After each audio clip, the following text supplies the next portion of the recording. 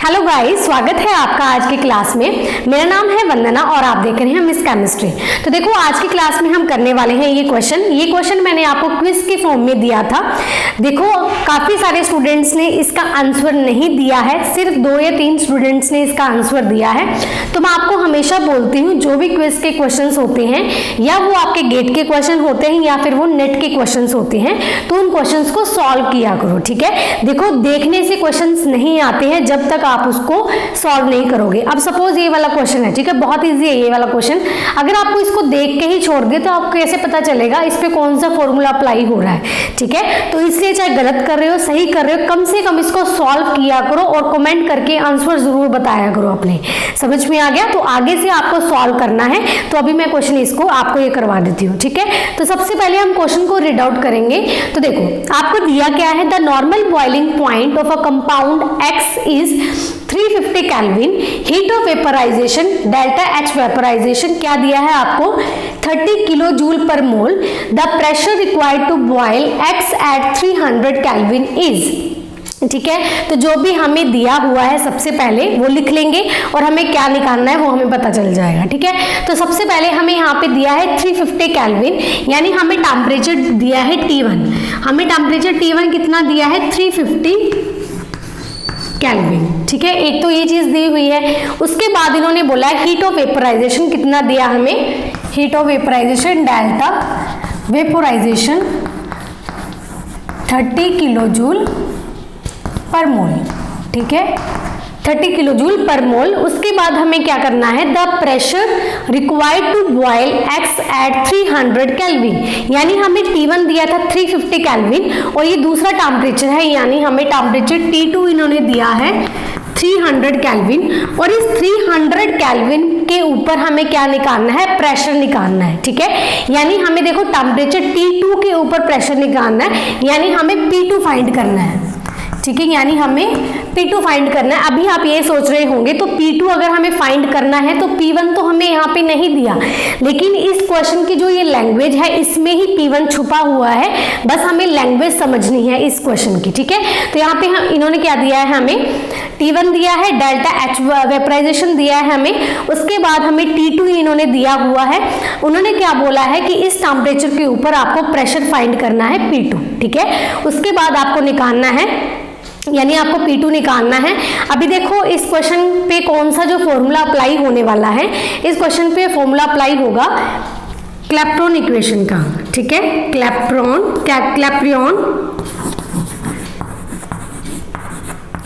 ठीक है, क्लोसियस क्लैप्टॉन इक्वेशन यहाँ पे हमारी अप्लाई होगी। तो उसका फॉर्मूला जो होगा कौन सा होता है, ln P2 by P1 is equals to delta H vaporization upon R। ठीक है, उसके बाद 1/T1 माइनस 1/T2। ठीक है, हमें क्या फाइंड करना है, हमें फाइंड करना है P2 हमें फाइंड करना है। P1 भी हमें दिया हुआ है, वो मैं आपको बताऊंगी कैसे। डेल्टा H वेपराइजेशन दिया है, R की वैल्यू हमें पता होती है, T1 दिया है, T2 दिया है। ठीक है, अभी देखो हमें क्या दिया है, जो हमें टेम्परेचर T1 दिया है, हमें टेम्परेचर जो T1 दिया है 350 केल्विन। ये वाली लाइन पढ़ो, the normal boiling point of a compound X is 350 kelvin, यानी हमें क्या दिया है, हमें बॉइलिंग पॉइंट दिया है। ठीक है, हमें क्या दिया है, बॉइलिंग पॉइंट दिया हुआ है।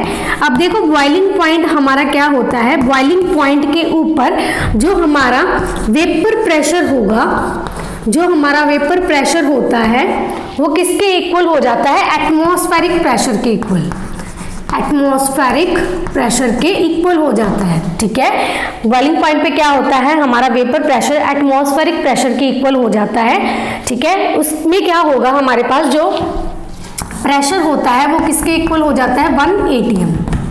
ठीक है, जो प्रेशर होता है हमारा कितना आ जाता है, 1 atm। समझ में आ गई, बॉइलिंग पॉइंट दिया हुआ है, बॉइलिंग पॉइंट पे वेपर प्रेशर एटमॉस्फेरिक प्रेशर के इक्वल आ जाता है, दैट मीन्स हमारा P1 जो कितना होगा, 1 atm। इतनी बात समझ में आ गई? ओके, अब देखो यानी हमें P1 दिया हुआ है, P2 हमें निकालना है। अब हम क्या करेंगे, सारी वैल्यूज हैं हमारे पास, हम सिर्फ क्या करेंगे, इसमें सब्स्टिट्यूट करेंगे। देखो क्वेश्चन यहाँ पे मैंने पूरा नहीं लिखा है, उसमें आपको ये वैल्यूज सारी, आपको R की वैल्यूज भी दी हैं। 1 ATM किसके इक्वल होता है, 760 टॉर्क के बराबर होता है, तो हमें सारी वैल्यूज इन्होंने क्वेश्चन में दी हुई थी, ठीक है। तो उसके बाद हम क्या करेंगे, सिर्फ इसमें वैल्यूज ही पुट करनी है। जब इसमें हम वैल्यूज पुट करेंगे तो देखो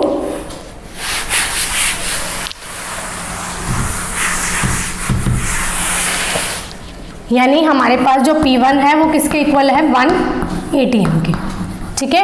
तो अब क्या करेंगे, इसमें सिर्फ वैल्यूज ही पुट करनी है। ln P2 कितना है, P2 हमें निकालना है, P1 कितना है, 1 है, तो 1 लिख देंगे।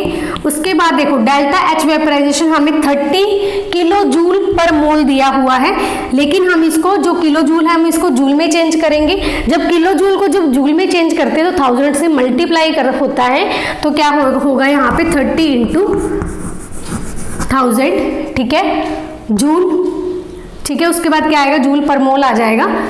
उसके बाद ये नीचे क्या है आपका R है, R की वैल्यू आपकी 8.314, ये यूनिट आ जाएगी यहाँ पे। उसके बाद जो T1 है आपका कितना है, 350 माइनस T2 कितना है आपका 300, ठीक है, 300, ठीक है।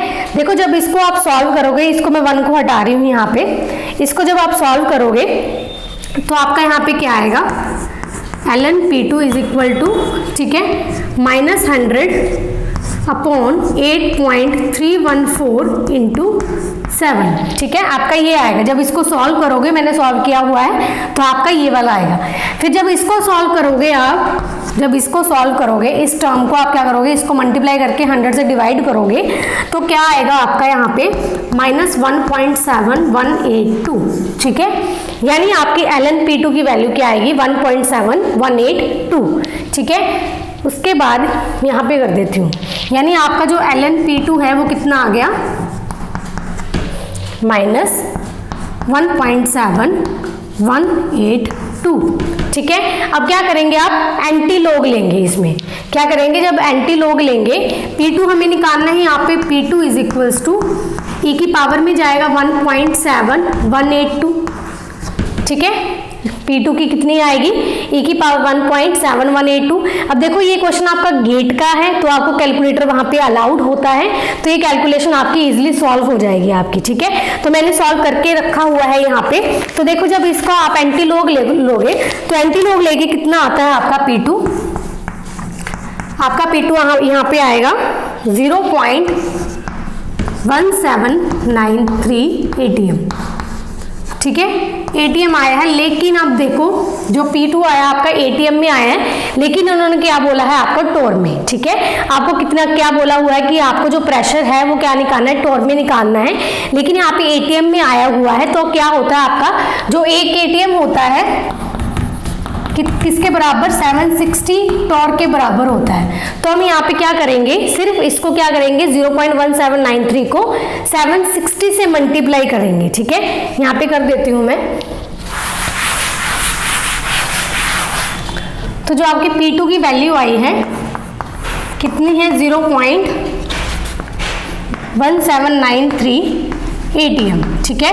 जब इसको जब ATM को क्या करोगे, टॉर में चेंज करोगे, तो P2 क्या करोगे, 0.1793 इंटू 760 टॉर, तो उसके बाद जो आपकी P2 की वैल्यू आएगी कितनी आएगी, 13633 टॉर, ठीक है। तो आपका ये वाला आंसर आएगा, समझ में आ गया, ये वाला आंसर आएगा। कैलकुलेशन आप खुद से एक बारी करके देख लेना, मैंने किया हुआ है, आप दोबारा से चेक कर लेना, ठीक है, सही है या नहीं है कैलकुलेशन।